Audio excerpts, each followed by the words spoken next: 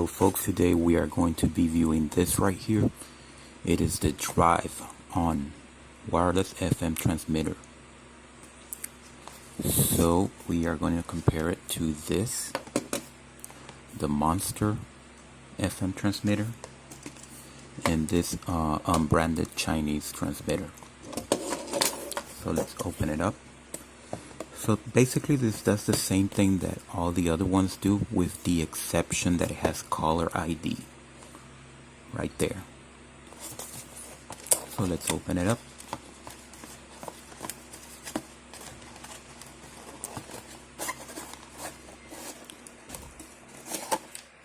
So out of the box you get this right here. I don't think there's any, oh here we go, that's something else. I think those are the quick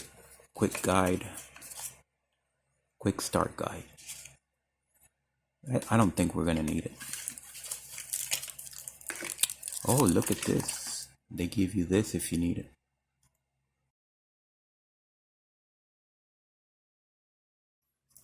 And it does have that. So you can charge your phone while you have this on as a button. And you can install a TS card or SD card, whatever you want to call it. And if for some reason your phone does not have Bluetooth, you can use this cable to connect it through that. So I'm not that far behind where my phone doesn't have Bluetooth, but my card does not have Bluetooth, so this is why I need that. So I think we should go outside and pair it up. So it's nice and stiff, it's not wobbly or anything. So let's go outside. Okay guys, so we are inside my car and I have my phone right here. This is my Nokia phone 4.2, which I reviewed already. If you want to know more about it, you can just look in my channel. And this I never reviewed it, so I'm gonna take a little bit of time and review it. I got this from AliExpress. It's the best phone holder that I've ever owned. You just put it like that and boom, single-handed. So that's a mini review within a review. So anyway, let's go back to the Onn wireless transmitter and let's see how good it is. The first thing I'm gonna do is give the car some power. Let me close the door, because if I leave it open, it's gonna be going boom, boom, boom, boom, boom. So I'm just gonna close the door. There we go. And I'm gonna plug it in. I'm doing this single-handed because I'm holding the camera with my other hand. So it turns on, it tells me the voltage. It's trying to pair, but it says unconnected. So we're gonna go in here and we're gonna look for the Bluetooth. Let me pause the camera. Here we are. This is Bluetooth. And we're gonna available devices. I think it's this one. And I'm going to allow access to everything. And it says connected. Nokia 4.2. You can't see it. I don't think so. I'm going to try to zoom in. Nokia 4.2. So it recognizes my phone. So now that my phone is in there, let's see if we can play a song. Well, unfortunately, in my phone, I don't have a Android doesn't have a music player. Excuse me. Well, it's not paired it's paired to the phone, but not to the FM radio. Okay, so once you pair it to the phone, you have to synchronize the FM station. So this one is already at if you look at it, it's already at 106.3, I believe. I don't know if you can see that, 106.3. So we're going to have to look for 106.3 over here. So let's look. takes a long time.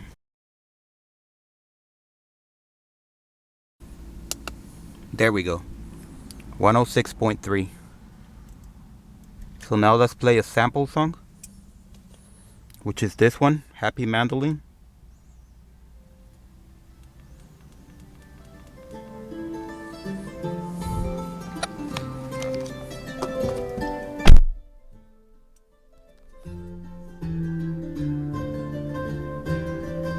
Nice.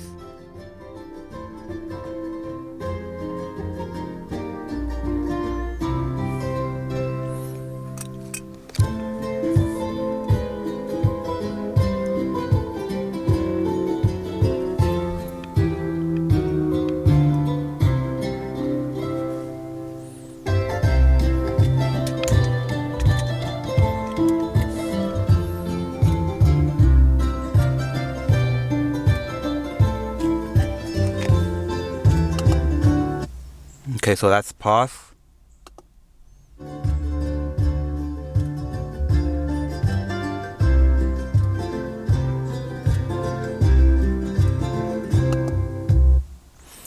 Okay, so everything else is fairly normal. This is the next song right here. I'm not going to play that song because I'm going to get a copyright strike. This is previous song, which is the same one I just heard.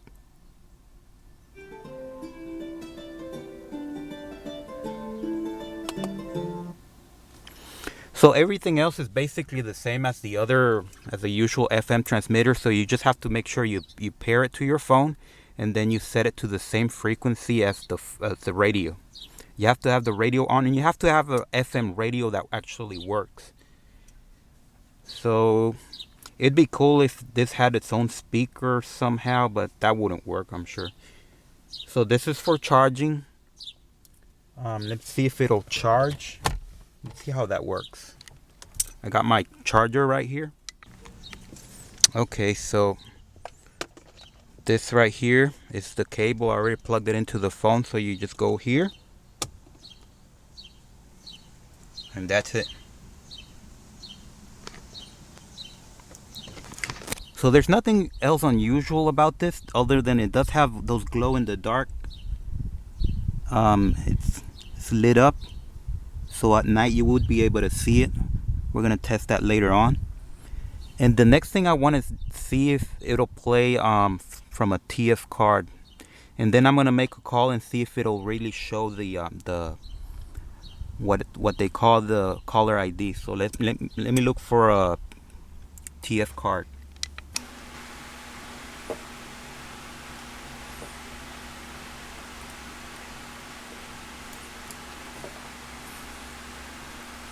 It's in. Okay, so we are back, and this time I turned my Bluetooth off on my phone, so we're gonna be reading directly from. It says unconnected, so it's coming from the TF card. And sure enough, I'm gonna pause it, but it's actually showing the information, as you can see. It shows the information about the song, the name. If we go next, Fields of Gold. Here we go.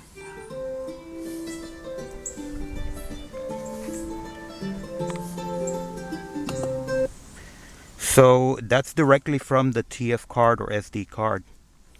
And what I know from experience from other FM transmitter is that if you read from the TF card, you can actually queue. But if you read it from the phone, you cannot. So let's test it and see if this one does the same thing.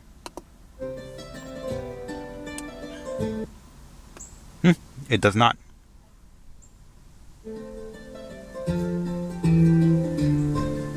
That is really bad.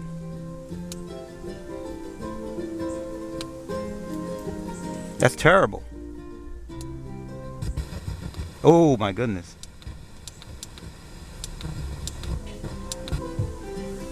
You cannot queue on this. I'm trying to queue, but you can't. It doesn't want to do it.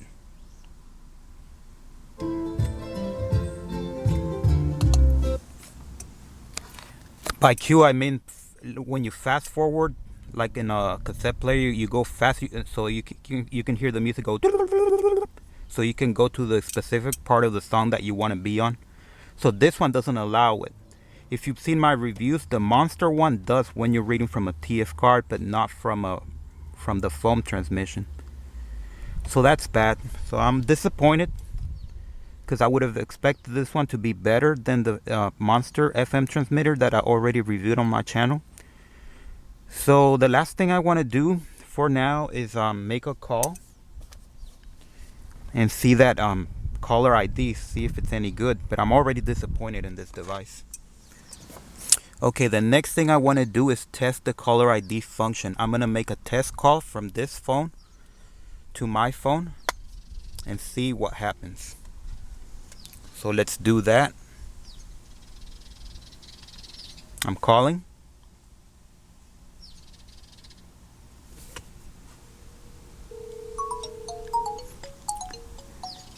So it shows the number but not the name. So it's not a real caller ID. So I'm kind of sad about that.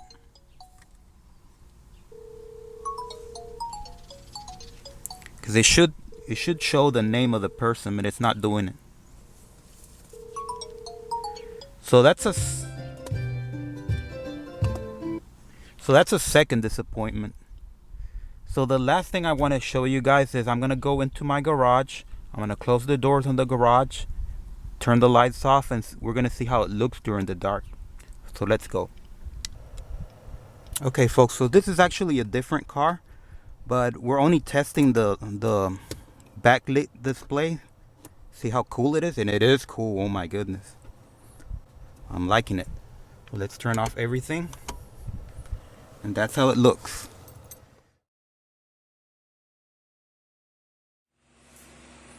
So we are back indoors, and here are my final thoughts. Is this a good device? The answer is yes, it is. Is it any better than this one? I would say no. For the reasons that I mentioned before. The differences are that this one right here has an auxiliary cable, which you're not going to use. I can guarantee you don't need to use it. So I'm not even going to go into that. They both support TF card reading. Here, this one goes here and this one goes there. They both have a volume knob, which is good. This one does not have caller ID. This one has a fake caller ID. It shows the number, but it doesn't really show the name. So it's kind of worthless unless you memorize all the numbers. And I'm gonna put these on a scale from least favorite to best. So I would say this is my least favorite, this is intermediate, and this is my favorite right here. Because this one does very little. This one does a little bit more, but doesn't have you can't queue. And this one is probably the best. And the reasons being that this one obviously is so simple, it doesn't do much. This one it looks nice, it's backlit, and it's backlit. It has a volume knob. This one does not have a volume knob. And the only problem with this one is that you can't queue. When you insert an SD card, this one allows you to move around within the same track, but this one does not. This one you just have to jump between one track and the other and start from the beginning of the song. You can't move to the middle of the song or anything like that. So that's one of the pitfalls.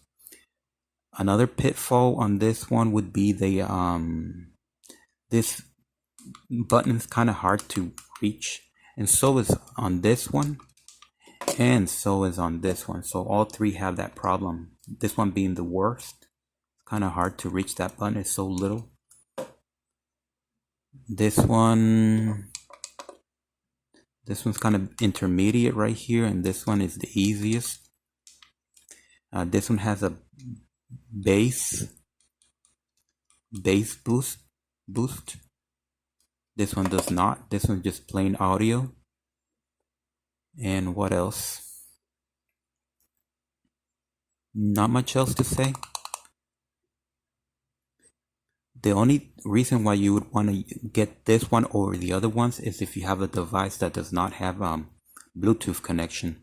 So you would use this cable, like a very old CD player, and you connect it to this, and then you connect this to the car via the FM transmitter, which is kind of complicated. You could just as easily just download that song onto one of these and keep everything streamlined.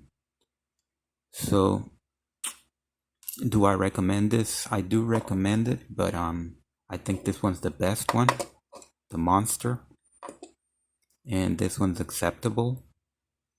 And this one, the only reason why you would want to get this one is if you live in an area there's a lot of crime and somebody might smash your windshield. If you live in a very, very dangerous neighborhood. So you're certainly not gonna want to have this, because this is obviously something they can just smash the window and just pull this out. This one's a little bit more discreet, but it's still something you can see from outside, and you might want to steal it if you're a bad guy. And this last one, it just looks like a phone charger. So I don't think anybody's going to want to smash a window over a phone charger, over a $2 phone charger. But absolutely, this one, as far as aesthetics and coolness and making your car look modern, this one's the one to go with. And in my car, this one's going to interfere with your cup holder, by the way. Because my car has the cup holder right here, and the socket, the 12-volt socket right here. So if you're going to have this there, there's no way to put a cup there. Unlike these two, that they're kind of hidden. I've already tried them where you put them there and you can put a cup here, or you put that there, you can put a cup there. That's specific to my car. Your car might be different. Some cars have the cup holder way in the back, or kind of to the sides, or at the top if it's a van or whatever. So just look at the car and see if the cup holder is right in front of the 12-volt socket. If that's the case, you might want to stay away from this, because you're pretty much going to sacrifice that cup holder. And I don't think there's anything else to say about these things other than they're pretty good. And thank you for watching. Subscribe and thumbs up.